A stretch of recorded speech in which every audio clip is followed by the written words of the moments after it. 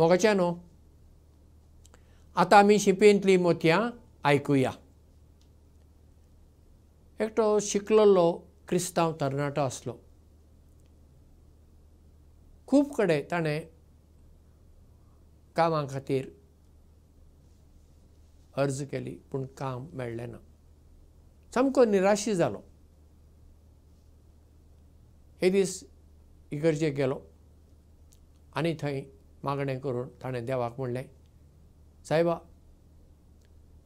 म्हाका जर काम मेळ्ळें, जो पगार म्हाका मेळटा तांतलो 10% हांव इगर्जेक दान दितां, दर म्हयन्याक दितां. ताच्या नशिबाक ताका एक काम मेळ्ळें. पगार कितलो? 5,000 रुपये. तशें ताणें देवाक उतर दिलां. तशें त्या प्रकार तो पगार मेळटच 500 रुपया व्हरून इगर्जेन व्हरून थंय विकाराक फादराक दितालो.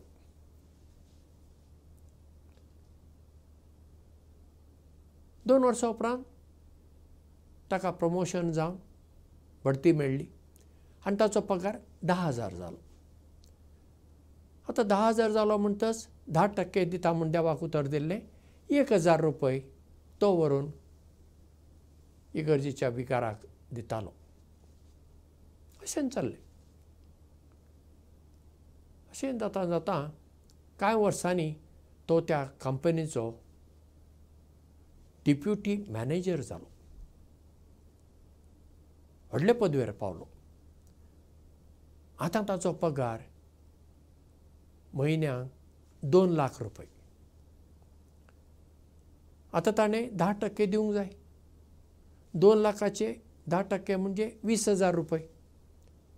तेन्ना तो चिंतूंक पडलो, अरे 20,000 रुपया हांवें दिवंक जाय दर म्हयन्याक, व्हरून थंय फादराक दिवंक जाय. चड जाले पयशे, अशें कशें जातलें. तो विकारा कडेन गेलो आनी ताणें सांगलें, फादर हांवें देवाक उतर दिलेलें पूण आतां हें चड जालें अशें म्हाका दिसता. इतलें म्हज्यान आतां दिवंक जायना. तूं म्हाका जी हांवें आंगवण केलां आनी उतर दिलां हातूंतल्यान तूं म्हाका आतां मेकळो कर. तो फादर बरो शिटूक मनीस. ताणें मातशे दोळे धांपले आनी चिंतलें आनी मागीर ताका म्हणलें, हे पळया मानेस्ता, जें उतर तुवें देवाक दिलां तांतल्यान तुजी सुटका करूंक म्हाका जायना. कित्याक उतर दिल्लें तुवें तुज्या मदें आनी देवा मदें, तें म्हज्यान काडूंक जायना. पूण म्हज्यान इतलेंच करूंक जाता, देवा कडेन मागून तुका पयलो तुजो पगार कितलो आसलो? 5,000. त्या जाग्यार तुका व्हरून दवर म्हूण म्हज्या देवा कडेन मागूंक जाता. आतां कितें करूं तूं ठरय. हो मनीस तोंड धांपून ओगो गेलो.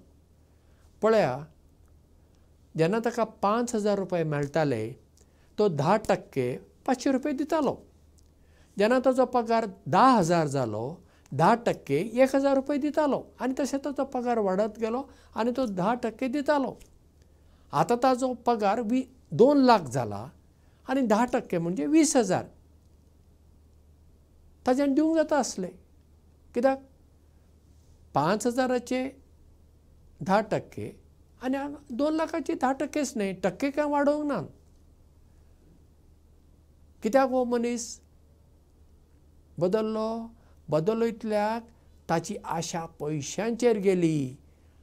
जेन्ना ताका काम नासलें आनी ताका 5,000 मेळ्ळे तेन्ना ताका 500 रुपया इगर्जेक दिवंक कांय दूख भोगली ना. पूण आतां 2 लाख मेळटा तांतले 10%च 20,000 दितना ताका दिसता इतले कित्याक दिवं. पयशांची आशा पळया. सगळ्यांक पयशे जायूच, कोणाक पयशे नाका. पयशे नासतना आमचें जिवीत फुडें वचना हांव जाणा. पूण ते चड पयशांची आशा करप, पयशांचेरच सगळें आमी केंद्रीत करून दवरप, कितें फायदो. तांतल्यान आमचें जिवीत सुखी जातालें. आमचे कडेन कितलेय दुडू आसूं, फाल्यां आमकां तांदूळ मेळचो ना, आमकां उदक मेळचें ना, तेन्ना दुडू आसून कितें उपकारलें आमकां? कितलेय दुडू तुज्या कडेन आसूं, पूण तुका खावपाच्यो वस्तू मेळना, पिवंक कितें जाय तें मेळना. मागीर म्हणटना आमची नदर फकत दुडवांचेर आमी केंद्रीत करची न्हय. दुडू सोडून आनी कितल्योश्यो गजाली आसात, त्या दुडवांचो सदुपयोग करूंक जाता न्ही. आनी असो करपी जायतो लोक आसा, जायतो क्रिस्तांव लोक हांव पळयतां की उदार मनान एका बऱ्या कामा खातीर, दुबळ्यां खातीर, शिक्षणा खातीर, कोणाच्या वखदां खातीर दुडू दान करतात. आनी अशें आमी करूंक जाय. कित्याक जें कितें आमकां देवान दिलां तें फकत आमचे खातीर दिवंक ना, तें आमचे खातीर आनी दुसऱ्यां खातीर, चड करून दुबळ्यां खातीर, अनाथां खातीर, विधवीं खातीर, भुरग्यां खातीर, एका बऱ्या कामा खातीर आमी आदार केलो तर दुसऱ्यांचें जिवीत कितलें बरें जाता न्ही.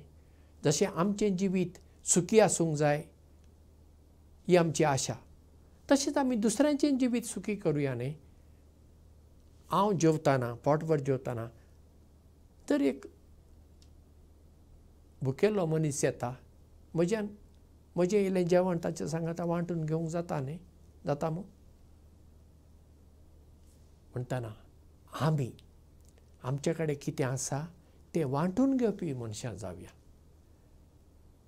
स्वार्थी जावन नदर आमचेरूच थिरावन दुसऱ्यांच्यो गरजो आसा ताचे कडेन आड नदर करपी मनशां जायनासतना सदांच उक्त्या मनाची, विशाल मनाची, उदार काळजाची जावया. देव बरें करूं आनी मोग आसूं.